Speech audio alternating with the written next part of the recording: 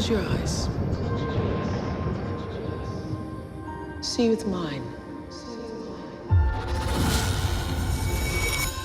You were a top student, but look at you now.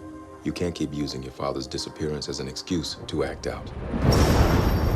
Is that his work? What's it about? Their dad, he wanted to touch the stars. Hi everyone, welcome back to Real Talk, a video review segment by Lantern TV. I'm Wyatt Crozier. Joining me again is Zach Varda. Back by popular demand. Back by popular demand after a scathing review. This time we're reviewing A Wrinkle in Time. It is directed by Ava DuVernay. It's based off a classic novel. It stars Storm Reed, Reese Witherspoon, Zach Galifianakis, Chris Pine, Levi Miller. Am I missing anyone? Oprah. Oprah's a big one. A lot of people in this movie is basically what I'm trying to say. And Zach, how about you give a little bit of what this movie's about? So there's a child, Meg Murray, and she has a dad and a mom who work for NASA. The dad thinks he finds a way to travel, or the mom and the dad both think they find a way to travel across the galaxy with just their mind.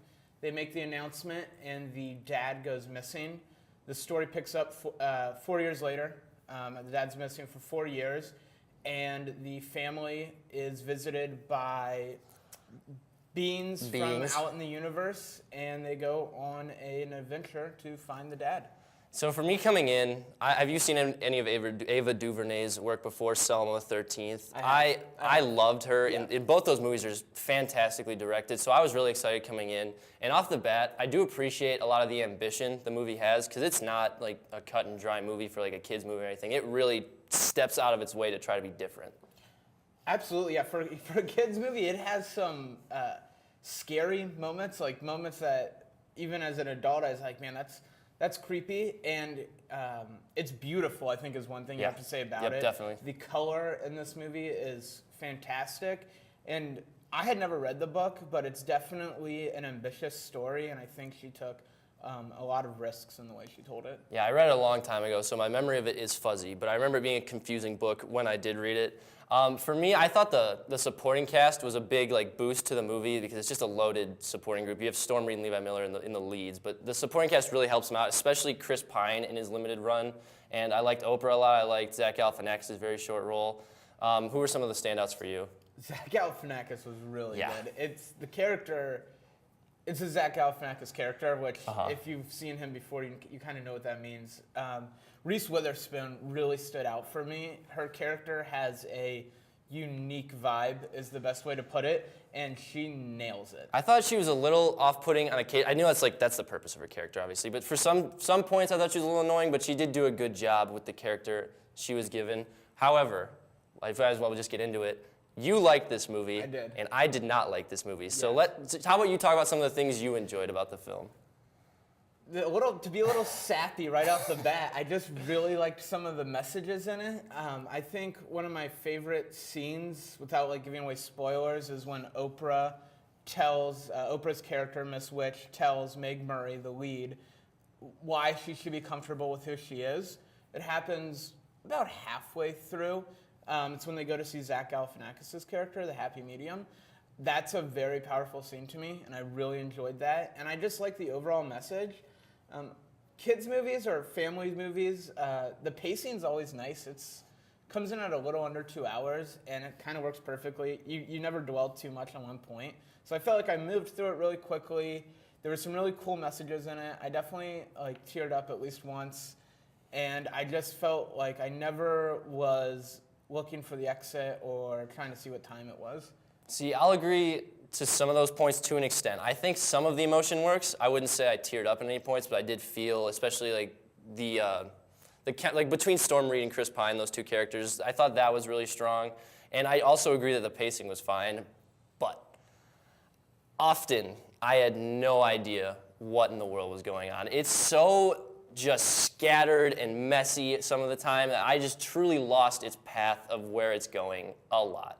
Maybe you're just not smart enough. No, I mean, there are a lot of scenes where they just jump to something and you're like, oh, they'll probably explain that, and they just don't. Or just there's a lot of moments for me where I was just like, this is just so weird and so outlandish, and it just never gives me a reason to care a lot. I don't know. I know the book is confusing because I read it a long time ago, and like I think it was like 9th grade me. I was like, what in the world is happening? And then junior year in college me is still like, what in the world is happening? If you're gonna adapt this book, I think you have to dumb it down a little bit to make it cohesive and to make a story that works. And for me, it just didn't do that. I think there were definitely some things that were left ambiguous, but I think I like that about it. Like the evil that's in the film, we really don't know what it is, but I think that works. I can see why it's frustrating, but I think some of the things that were left ambiguous played well in that this has some very broad universal themes. Good versus evil, right, yeah. Knowing who you are, being comfortable in your own skin, everybody's fighting their own battle, you don't know what's going on in someone else's home life, et cetera, et cetera. And so I think by leaving some things ambiguous, it allows the viewer to take those universal themes and apply their own life to it. So you see the universal theme and you say, oh, I know how that relates to my life. And if it's very specific, maybe it's not as easy to do that. But I can see where you're coming from.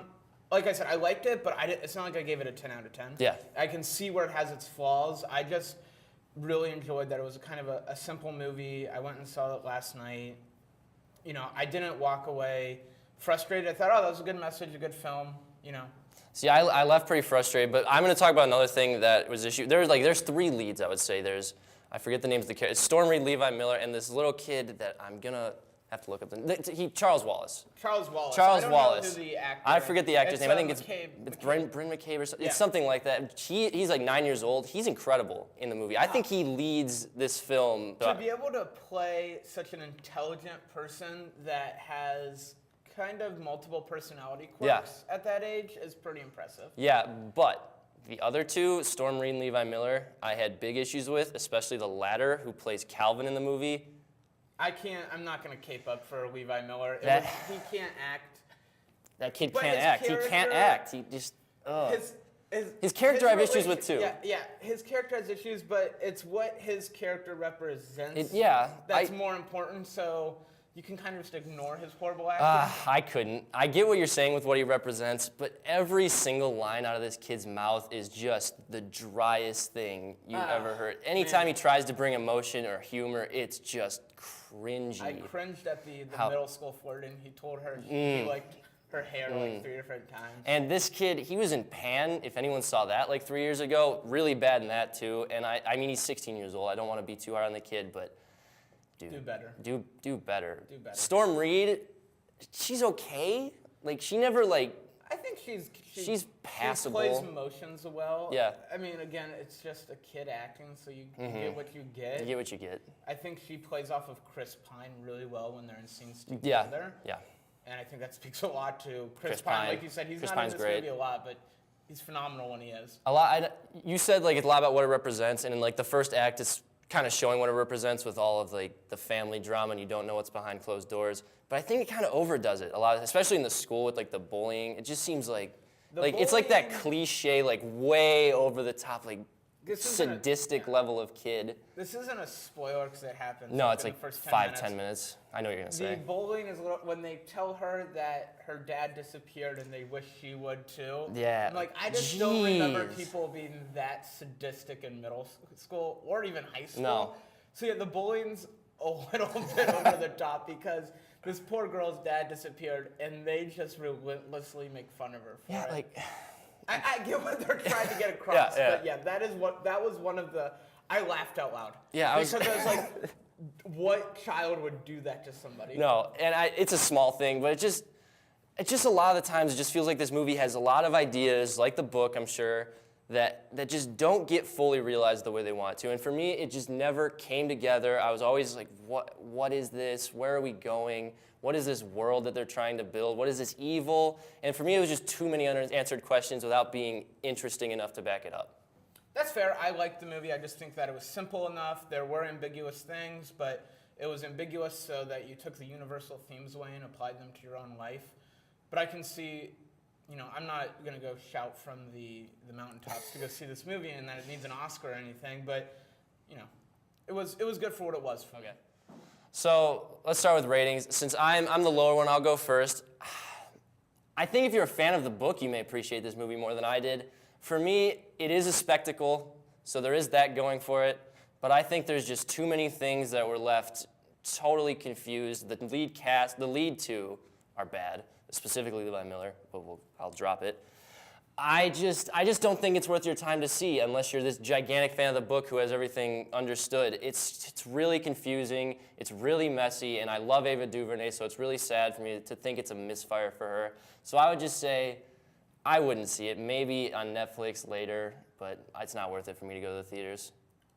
I would take the time to go see it in the theaters if I was looking to see a movie and I'd kind of seen, like, Annihilation's out right now. If I'd already seen Annihilation, I'm like, I want to go to the theaters and see something else. I would check this out because I do think it would be worth seeing in theaters for some of the, scenes that are spectacles. But I wouldn't skip a meal or take a hit on my budget to go see it. But if I'm looking for something to see and I've kind of seen the big movies that are already out, Black Panther, because I've kind of assumed people have seen it by now. We love Black Panther. Yeah, so if you've seen Black Panther Annihilation and you need something else to see, I think it's worth taking the time if you're headed to the movies already. Just go see Black Panther again. I can't argue with that. That's a wrap on Real Talk this week. Zach, thanks for joining me. Thanks for having me. Good fight. Thanks for watching. We'll see you next week.